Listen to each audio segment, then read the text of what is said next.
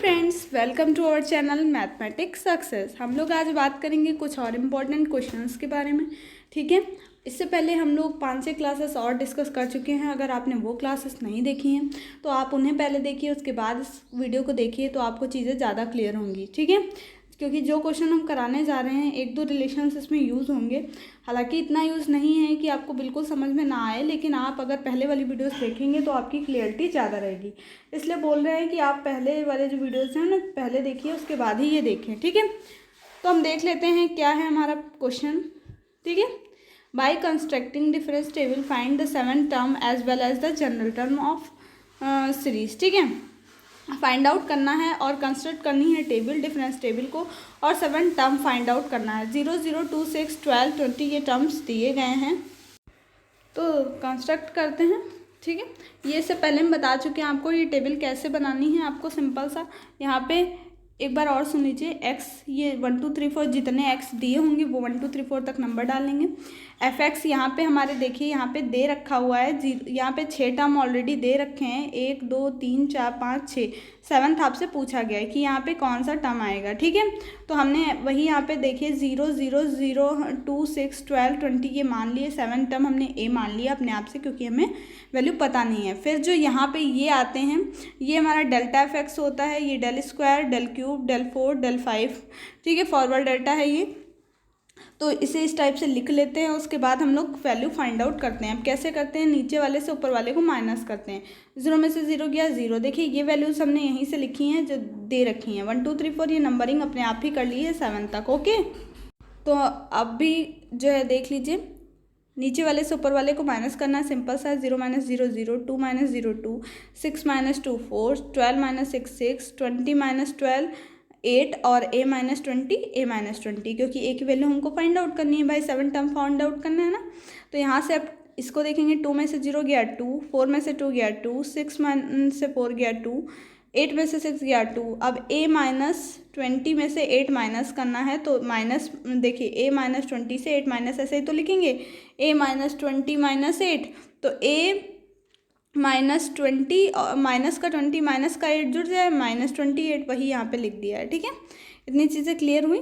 अब आगे भी बिल्कुल एज इट इज़। अब क्या करेंगे, 2 में से 2 गया 0, 2 में से 2 गया 0, 2 में से 2 गया 0। अब a - 20 में से 20 देखिए, a - 28 -2 गया, तब कितना बचेगा, a - 30।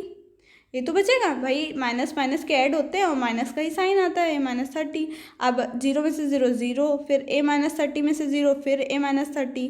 ठीक है, तो यहाँ पे आगे किया a - 30 - 0, a - 30। ठीक है, इतना बच गया।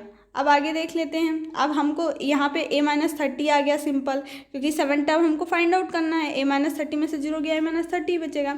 अब हमको पता है कि 6 ऑफ एफ एक्स 0 आता है। आपने देखा है अभी तक जितने सवाल करा है लास्ट में आपको 0 आता है, 0 होना चाहिए। तो a - 30 = 0, तो a = कितनी वैल्यू आ गई, तो 30 आ गई। हमको पता चल गया ये जो 7 टर्म है वो कितना है, 30 है। पर जनरल फार्मूला ऐसे नहीं निकाल सकते हैं ना। जनरल फार्मूला निकालने के लिए हम लोग अलग से देखेंगे। तो उससे पहले ये 30 टर्म और कैसे निकाल सकते हैं ये भी देख लेते हैं। इससे पहले जो हमने क्वेश्चंस बताए हैं उसमें भी हमने वो फॉर्मूला बताया था, मतलब वो ट्रिक है, फॉर्मूला है, जो भी आप कहिए। अगर आपका ऑब्जेक्टिव रहता है जो टर्म निकालेंगे उसे याद रखेंगे आप लोग, तो वहाँ पे ऑब्जेक्टिव में अगर आ गया 7 8 6 जो भी आया उसमें वैल्यू पुटअप करेंगे, निकल आएगी। जनरल फॉर्मूला वो होगा, वही हमको निकालना है। ठीक है, 7 टर्म निकालना था। 7 टर्म के 2 मेथड हैं, एक तो ये लगा सकते हैं, दूसरा आप डायरेक्ट del 6 एफ एक्स 0 लिख लीजिए। आपको पता है फॉरवर्ड डेल्टा की वैल्यू e - 1 होती है। हमने रिलेशंस प्रॉपर्टीज़ बहुत कायदे से बताए हुए हैं, कराए हुए हैं। यहीं पे आप चाहें तो प्लेलिस्ट में जा करके देख सकते हैं, प्रॉपर्टीज़ हैं बहुत इंपॉर्टेंट। तो यहाँ पे वैल्यू e - 1 रखी, पावर 6 है, इसको बाइनोमियल से खोलेंगे, क्योंकि आपको e - भाई स्क्वायर होता, क्यूब होता, तो यहाँ पे आप फॉर्मूला लगा देते भाई a - b का होल स्क्वायर, a - b का होल क्यूब। लेकिन पावर 6 का फॉर्मूला आपको नहीं आता, तो आप बाइनोमियल से खोलेंगे। ठीक है, बाइनोमियल हमने आपको ऑलरेडी बता रही थी एक दिन, एक वीडियो में बीच में दिखाया था कि बाइनोमियल जो है वो किस टाइप से चलती है। ठीक है, NC1 और NC2 इसी टाइप से। यहाँ पे 6 पावर थी, इसीलिए देखिए 6C1, फिर 6C2, 6C6 तक चलेगी ये। ठीक है, इसी टाइप से इसको खोल देते हैं। उसके बाद हमको पता है e की वैल्यू क्या होती है, आपको बताया था f x + h होती है। तो यहाँ पे 6 है, इसलिए f x + 6, यहाँ ई की जगह एफ एक्स प्लस 5 ये वैल्यूज़ पुटअप कर दी। 6c1 की value factorial 6 upon factorial 1 factorial 5, तो यहाँ से निकाल लेंगे तो यहाँ 6 ही वैल्यू आ जाएगी फैक्टोरियल। अगर आपको NC1 का जो है वैल्यू निकालना नहीं आता है तो आप पहले फार्मूला याद कीजिए। NC1 है मान लीजिए तो फैक्टोरियल n अपॉन में इस फैक्टोरियल 1 और फैक्टोरियल n-1। फैक्टोरियल का साइन ऐसे भी होता है और ऐसे भी होता है, कोई भी आप लगा सकते हैं, ठीक है। फॉर h इक्वल टू 1 यहाँ पे लिखा हुआ है, ठीक है। फॉर h इक्वल टू 1 के लिए ये वैल्यूज़ हैं, x प्लस h होता है ना, तो h इक्वल टू 1 के लिए वैल्यूज़ हैं। यहाँ पुट x इक्वल टू 1 यहाँ पे जब हम लोग पुट कर रहे हैं तो हमारी ये वैल्यूज़ आ गई, ठीक है। मान लीजिए यहाँ पे f7 f6 f5 f4। अब आपको f7 f6 f5 f4 ये यहाँ से देखना है। ये क्वेश्चन में ऑलरेडी दे रखा था, ये f1 है, ये f0 f1 f2 f3 f4 f5 f6 नहीं f1 f2 6 तक दे रखे ना, तो 6 तक से जितनी वैल्यू रखी थी ये यहाँ से देख के आपको इसमें रखनी है। f7 की वैल्यू तो हमको पता नहीं थी तो a रख दिया, f6 f5 f1 तक रख दी वैल्यूज़, तो हमारा यही आ जाएगा जब सॉल्व करेंगे, ठीक है। आपको जिस टाइप से इजी लगता है आप वो टर्म मतलब अपना सकते हैं, वो तरीका, ठीक है। अब जनरल सोल्यूशन जनरल टर्म कैसे फाइंड आउट करेंगे भाई, तो देखिए मान लिया जनरल टर्म फाइंड आउट करने के लिए for the general term let S be the sum of the first N terms. First N terms का जो भी सम होगा वो एस मान लिया, तो एस इक्वल टू भाई हमको ये टर्म दे रखे थे ना 6 टर्म, अभी क्वेश्चन में आप देख के आए हैं कि ये 6 टर्म दे रखे थे, प्लस सोन टी एन तक मान लिया टी एन टर्म होगा कोई लास्ट में जा करके, ठीक है। फिर क्या किया, फिर हमने इसी को लिखा बस एक टर्म छोड़ के, एक टर्म हमने जगह छोड़ दी यहाँ पे, उसके बाद इसको ही लिख दिया, ठीक, कोई दिक्कत नहीं होगी, समझ जाइए। देखिए यहाँ पे s लिख दिया, s सम इतना तो क्लियर है। उसके बाद मैंने ये दोबारा फिर से ही लिखा, लेकिन यहाँ पे एक नंबरिंग छोड़ के इसको नोट किया, ठीक, मैंने छोड़ दिया एक नंबरिंग और दूसरे नंबर से इसको नोट किया। आपको पता है n के पहले जो टर्म होगा वो उससे एक कम होगा। भाई यहाँ पे देखिए, यहाँ पे f6 से पहले क्या था, f5 था ना भाई, 6 के पहले 5 आता है, तो ऐसे ही यहाँ पे tn के पहले tn-1वां टर्म आ रहा होगा ना। तो जब हम लोग एक इसको ऐसे फालतू में लिख रहे हैं तो tn के बाद ही तो इधर वाले में ये एक एक्स्ट्रा आएगा, मान लीजिए 1 2 प्लस 1 5 लिखा है यहाँ, और फिर हमने यहाँ से 1 2 3 लिखना चालू किया तो यहाँ पे 5 आएगा ना, 5 के नीचे तो 4 आएगा, तो वैसे ही यहाँ tn के नीचे tn-1 आएगा, मतलब एक कम आ रहा ना। देखिए ये tn है, मान लो tn 5 है तो ये tn-1 मतलब एक कम आ रहा ना 4, इसी टाइप से यहाँ पे tn-1 आया, ओके। अब क्या किया हमने इन दोनों को माइनस कर दिया, यहाँ से s माइनस एस गया 0, ये 0 0 ही था, 0 में से 0 गया 0, 2 में से 0 गया 2, 6 में से 2 गया 4, 12 में से 6 गया 6, 20 माइनस 12 8, ठीक है, प्लस सो ऑन। ये हुआ tn-1 हमको, क्योंकि tn की वैल्यू नहीं पता इसलिए मैंने ये पूरा नोट कर दिया, और ये माइनस tn, ठीक है। आपको पता है नीचे के साइन चेंज होते हैं ना, इसीलिए देखिए छोटे छोटे से दिख रहे होंगे आपको लगे हुए हैं, ठीक है। तो यहाँ माइनस tn, इतना क्लियर। अब हमने क्या किया, इधर तो 0 था, ये वाला जो tn था ये माइनस का था, हम इधर उठा के लेके आ गए, ये प्लस का हो गया, क्लियर, इतना क्लियर है। उसके बाद क्या किया, जब tn इस tn को उठा करके इधर ले आए हम लोग, फिर ये एज इट इज़ नोट कर दिया, और ये जो tn और tn ये जो लिखा है tn-1 ये क्या है हमारा, क्या है, n-1 टर्म है कि नहीं है, है कि नहीं है बताइए, है ना। तो यहाँ से 0 लिख दिया ऐसे ही, और इस पूरे को एज इट इज़ नोट कर लिया n-1 माइनस n। देखिए tn-1 n+1 term, then tn हमने n-1 टर्म लिखा, ठीक है इसको। और क्या किया, हमको पता है Sn बराबर, ये फॉर्मूला पढ़ा होगा, Sn बराबर n/2 2a plus n-1 into D, sum of series का, ठीक है।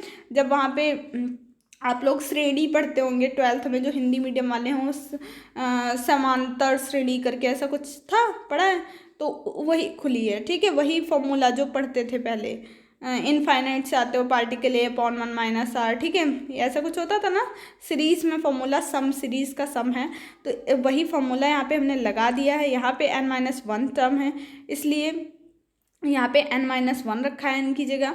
बाकी देखिए अभी आपको बताया था ना n/2 2a का मतलब होता है पहला टर्म 0 है, प्लस n-1, यहाँ n-1 तो यही है, मतलब ये n ही की वैल्यू है, n-1 1 - 1 फॉर्मूले वाला, इंटू डी का मतलब होता है मतलब ये डिफरेंस, ठीक है। 4 - 2 2 ही डिफरेंस है, देखिए सब में इक्वल डिफरेंस होगा, ठीक है, तभी ये जीपी बन रहा है, ठीक है, वरना जीपी में बनेगा ही नहीं। तो हमने इसको मल्टीप्लाई करके सॉल्व कर लिया, तो हमारा Tn आ गया n-1 n-2। अब क्या देखिए, क्या ये सेटिस्फाई कर रहा है कि नहीं कर रहा है। देखिए सेटिस्फाई कैसे कर रहा है, मतलब यहाँ पे हम अगर 7 टर्म जो अभी निकाला था, तो देखिए 7 रखे हैं, तो 7 - 1 7 - 2, तो 7 - 1 गया 6, 7 में से 2 गया 5, 6 5 30। देखिए 7 टर्म अभी आपने निकाला था 30 आया था, वही ये भी आया, तो क्लियर हो गई होंगी चीज़ें।